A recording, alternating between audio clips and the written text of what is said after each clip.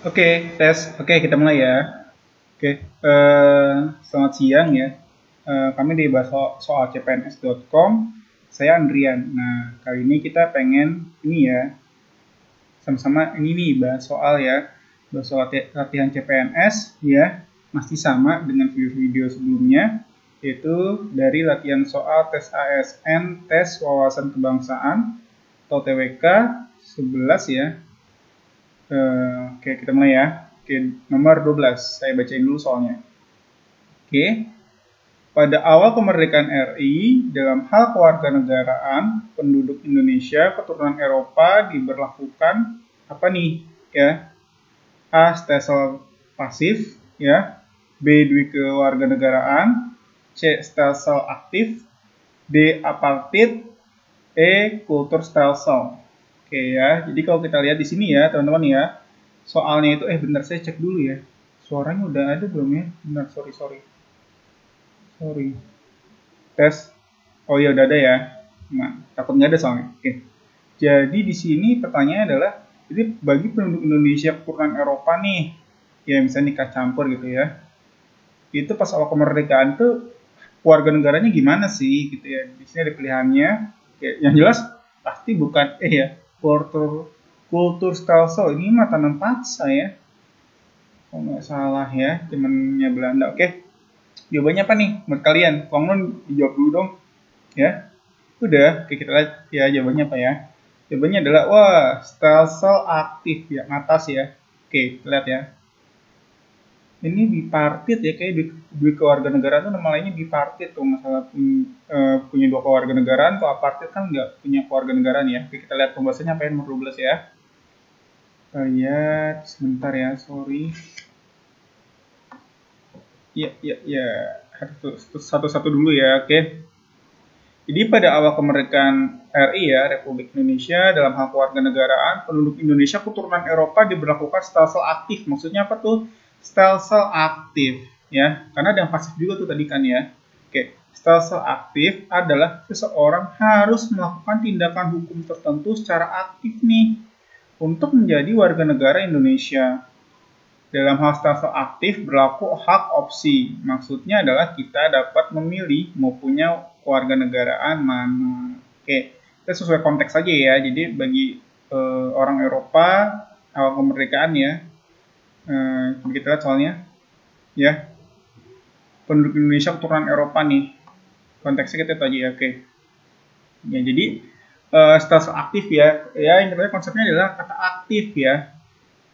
Nah, aktif ini jadi kamu tuh harus ya supaya jadi warga negara Indonesia dalam hal ini WNI ya, kamu harus melakukan tindakan hukum tertentu nih secara aktif ya. Jadi nggak kayak saya misalnya dari kecil lahir sebagai WNI, dari kedua orang tua WNI ya, jadi nggak ngapa-ngapain pun udah jadi WNI. Sedangkan bagi mereka ya yang tadi untuk Indonesia keturunan Eropa ini pas awal kemerdekaan tuh harus terus aktif nih. Jadi begitu lahir nggak langsung WNI, mereka harus melakukan tindakan-tindakan hukum tertentu ya supaya bisa jadi warga negara Indonesia, gitu ya. Oke, kita lihat penjelasannya apa aja ya. Oke, stop. Nah, sedangkan pada keturunan Arab, Cina, Korea, dan Jepang diberlakukan stelsel pasif nih. Pasif awalnya aktif ya. Maksudnya stelsel pasif apa nih? Ya, stelsel pasif adalah seorang dianggap dengan sendirinya sebagai warga negara Indonesia tanpa harus melakukan tindakan hukum dengan aktif. Berarti saya, yang tadi saya ceritakan ya, saya WNI dari lahir, saya lahir di kedua orang tua WNI, berarti saya tuh ikutnya stelsel pasif nih. Saya nggak ngapa-ngapain, nggak pernah ngurus kelurahan ya, atau Kemenkumham, dirjen imigrasi, nggak pernah. Atau udah JWNI aja, gitu ya. Tuh, jadi aktif dan pasif. Konsep yang harus diingat adalah itu ya.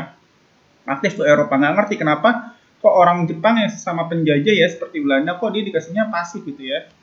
Nah ini mungkin karena sama Belanda itu lama dijajah, saya juga kurang tahu ya. Itu juga kayaknya nggak jadi soal. Lanjut aja ya. Itu ya, stelsel aktif dan pasif. Oke, lanjut. Oke, BPPN ya. Oke. Wah, ini yang buat kamu mau jadi guru nih ya. Badan Pertimbangan Pendidikan Nasional ya, nomor 13 itu, atau BPPM, dibentuk dan anggotanya diangkat oleh Presiden. Sebagai wujud apa nih? A. Lembaga pembantu presiden dalam bidang pendidikan.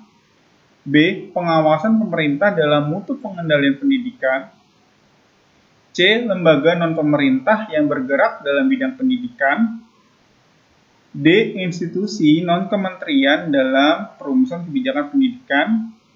Dan E. Lembaga pengawas pendidikan dan kebudayaan. Ya, jadi ditanya nih, si BPPN ini, yaitu Badan Pertimbangan Pendidikan Nasional ini, ya sebagai wujud apa sih dibentuk oleh Presiden? Nah, coba kamu tolong jawab dulu ya. Menurut kamu yang benar yang mana nih? A, B, C, D, atau E? Sudah? Oke. Kita lihat ya jawabannya apa ya. Jawabannya adalah BPPN dibentuk dan anggotanya diangkat oleh Presiden sebagai wujud lembaga pembantu Presiden dalam bidang pendidikan. Berarti yang A ya. Coba kita lihat pembahasannya, oke?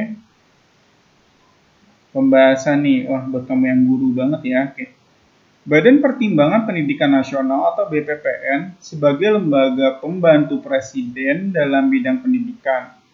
Badan Pertimbangan Pendidikan Nasional atau BPPN dibentuk berdasarkan Kepres, Keputusan Presiden Republik Indonesia nomor 30 tahun 1989. Oh, udah lama ya. Yang merupakan perwujudan dari Undang-Undang Republik Indonesia nomor 2 tahun 1989 tentang Sistem Pendidikan Nasional (SPN) ya, yaitu di pasal 48. Oke ya, oke kita lanjut ya soal berikutnya. Oke, sistem pemerintahan ya. Pastinya sih kamu udah harus hafal di luar kepala nih ya. Nomor 14. Negara yang memiliki presiden dan perdana menteri yang bertugas mengatur jalannya pemerintahan disebut A. Parlementer, B. Presidensial, C. Semi-presidensial, D. Komunis, E. Oligarki. Waduh, yang mana ya? Ini sih gampang nih ya. Presiden dan perdana menteri. Udah kata kuncinya ini kalau kamu termasuk tipe orang yang ketika tes CPNS itu sangat ini ya, taktik waktu ya. Jadi pokoknya TOK jawab cepat aja. Sekali pandang apa jawabannya itu dipilih. Sisain waktu buat tiyu. Nah, ini udah kata kunci itu ini ya. Presiden dan perdana menteri. Udah jelas parlementer ya. Kita lihat aja jawabannya apa ya. Bener parlementer ya. Kita lihat. Oke. Ya. Pembahasan sistem parlementer adalah sistem pemerintahan di mana pihak parlemen berperan aktif dalam pemerintahan, ya, yang nyata dibuktikan dengan wewenang parlemen untuk mengangkat dan memberhentikan perdana menteri. Selain itu, dalam sistem pemerintahan parlementer juga memiliki seorang presiden dan perdana menteri yang bertugas mengatur jalannya pemerintahan itu sendiri. Jadi, kalau di Indonesia ada presiden dan wakil presiden, kalau di parlementer tuh ada Perdana Menteri dan Presiden. Gitu ya. Lanjut. Nomor 15. Oke.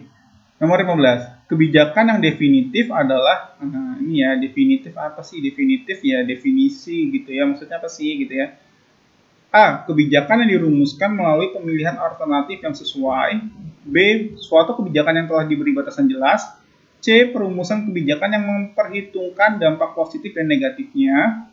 D. Usulan kebijakan yang telah mendapatkan pengesahan dari pihak yang berwenang sehingga siap dilaksanakan. E. Merupakan usulan kebijakan yang telah diakomodir oleh partai politik. Oh, bingung nih ya. Apa ya? Coba kita jawabannya apa ya? Menurut kamu apa sih jawabannya ini yang benar? Coba kamu jawab dulu deh. Udah. Ya udah kita bandingin ya. Jawabannya apa ya? Kunci jawabannya ya. Jawabannya adalah suatu kebijakan yang telah diberi batasan yang jelas. Oke ya, kita lihat pembahasan. Oke, jadi pembahasannya ini dari asal kata ya. Jadi pembahasannya pertama kebijakan. Apa sih itu kebijakan? Kan kebijakan definitif itu apa sih gitu ya? Kebijakan adalah konsep atau asas yang menjadi pedoman dan dasar rencana dalam pelaksanaan pekerjaan, kepemimpinan atau leadership, dan cara bertindak. Kemudian ada definitif.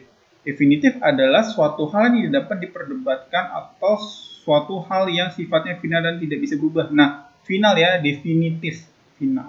Jadi kalau digabungin kebijakan definitif itu ya kalau secara gampangnya ya kebijakan yang sudah final gitu ya. Coba kita lihat selanjutnya adalah jadi kebijakan yang definitif adalah konsep atau asas yang menjadi dasar rencana dalam pelaksanaan pekerjaan yang tidak dapat diperdebatkan atau tidak bisa dirubah lagi karena sudah final ya. Ini jawabannya kita cari aja nih ya, kebijakan yang udah fix nggak bisa diubah, yang udah jelas gitu ya. Ini yang A ada kata alternatif tentu tidak benar ya. Yang B bisa ya, jadi udah ada batasan yang jelas, udah final. Yang C ini nggak jelas ya, udah final atau belum. Yang D ini enggak ya, masih usulan sih ya. Yang E nggak ngomongin partai politik gitu ya. Jadi di sini jawabannya adalah yang B ya. Suatu kebijakan yang telah diberi batasan jelas itu adalah pengertian dari kebijakan definitif. Lanjut. Nah, apa nih? Provinsi ya. Aduh. Nih ya. Nomor 16. Di bawah ini yang merupakan provinsi-provinsi baru di Indonesia adalah kecuali. Nah, kita udah ada berapa provinsi nih ya? Udah 30-an ya. Terakhir, seingat saya Kalimantan Utara ya, Kaltara ya. Bahasa singkatannya, oke. Kecuali yang mana nih? A. Gorontalo dan Sulawesi Tengah ya. Jajan kamu ya, dari Gorontalo atau Sulawesi Tengah. Ini dari Pulau Sulawesi ya, Celebes. Kemudian B. Sulawesi Tenggara dan Irian Jaya Barat. C. Maluku Utara dan Gorontalo. D. Gorontalo dan Minahasa. E. Papua Barat dan Minahasa. Kecuali yang mana ya? Jawabannya apa? Kamu jawab dulu dong. Ya, jawabannya yang mana? Udah, kayak kita bandingin ya. Jawabannya adalah Sulawesi Tenggara dan Irian Jaya Barat. Maaf ya, dokter ya.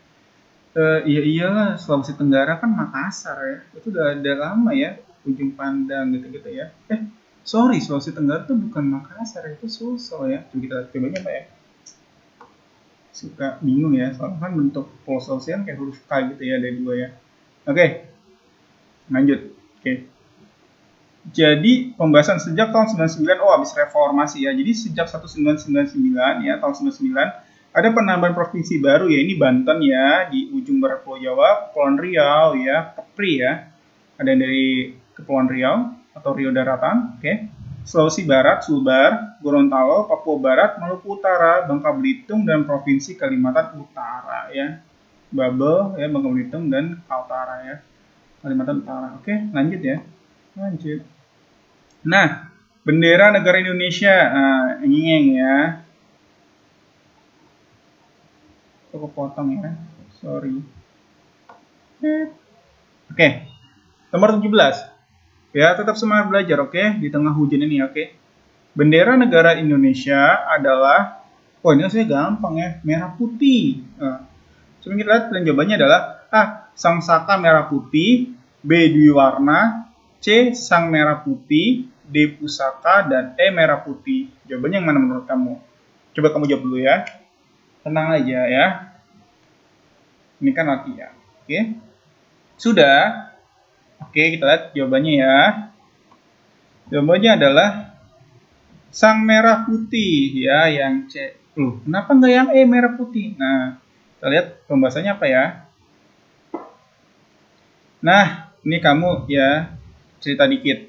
Ngomongin UUD, saya pernah bilang di video sebelumnya ya, bahwa ya kalau mau ujian CPNS, SKD itu biasanya ya pada ngapain UUD ya, ada yang sampai hafal tuh. Kan ada misalnya babnya ada sekian ya gitu, terus saya ada pasal ini sampai ini ngomongin MPR, pasal sekian sampai sekian DPR, pasal sekian ngomongin agama gitu ya. Pasal 29 kalau misalnya ngomongin agama deh. Kita bahas di video sebelumnya, oke? Nah, di sini juga ada nih ya, bahwa pembahasannya adalah bendera negara Indonesia adalah sang merah putih. Ya, jadi bukan merah putih aja nih ya, tapi sang merah putih. Hal ini sesuai dengan bunyi pasal 35. Kalau nggak salah itu tentang lambang negara ya, atau identitas negara ya. Sorry, lupa. Pasal 35 UUD 1945 ya, silahkan kamu cek di Google ya. Di dalam batang tubuh UUD 1945 ya, 1945, UUD 45 lah ya kita ngomongnya biar nggak panjang. Tepatnya pada bab ke-15 telah diatur regulasi tentang bendera negara Indonesia, bahasa negara Indonesia, dan lambang negara Indonesia, serta lagu kebangsaan negara Indonesia. Nah, ini ngomongin pasal 35 ya. Kalau nggak sampai 36 ya. Tadi. Ya, 36 kalau nggak tentang DPA ya. Kapan kita bahas ya, kapan-kapan akan kita bahas. Oke ya, pasal 35 berbunyi bendera negara Indonesia adalah sang merah putih. Ya, pasal 36 berbunyi bahasa negara ialah bahasa Indonesia. Pasal 36A berbunyi lambang negara ialah Garuda Pancasila dengan semboyan Bhinneka Tunggal Ika ya. Berbeda-beda tapi tetap satu jua gitu ya. Pasal 36B berbunyi lagu kebangsaan ialah Indonesia Raya. Gitu ya. Oke. Oke, teman. Oke. Kita sampai di sini dulu aja. Kita belajarnya singkat-singkat aja ya. Yang penting rutin nih, konsisten tiap hari ya. Daripada belajar banyak tapi sebulan sekali. Ya, pelan-pelan biar gampang dimengerti, biar kasih waktu otaknya ya diri kita supaya ingat. Karena TWK itu kuncinya ingat ya, hafalan banget sih ya, PPKN banget nih, kewarganegaraan banget. Ya, oke. Akhir kata, kami di bahasawalcpns.com, kami doakan ya teman ya, semoga teman-teman sekalian ya yang menonton video ini, semoga di tahun ini teman-teman lolos ya, lulus jadi ASN nih. Amin.